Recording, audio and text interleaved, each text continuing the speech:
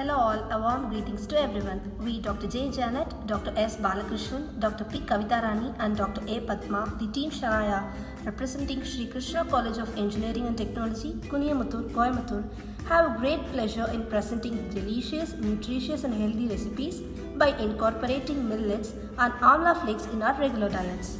Let's see how to make multi-millet paniyaram. So the ingredients are finger millet flour, koda millet flour, boiled rice flour, black gram dal powder, fenugreek powder, chopped onion, curry leaves, coriander leaves, cumin seeds, chopped cashew nuts, millet flakes, chopped chili flakes, coconut powder, salt, oil and water. Take a container, add koda millet flour, finger millet flour, little millet flour and then black gram dal powder, some amount of salt, then add little pinch of fenugreek powder. All those multi-millets helps us in reducing high blood pressure, diabetes and high cholesterol. Add some water and mix it well and then add it into the another bowl and add some grated coconut and add required amount of jaggery powder and then mix it well. This is for sweet paniyaram.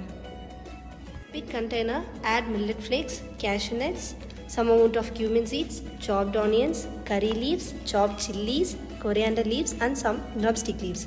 Then mix it well. Now it's time to cook. Apply some oil in the paniyaram pan and fill each mold when the pan is hot enough. When they are fried to golden, turn them to the other side and follow the same procedure for the sweet paniyaram also.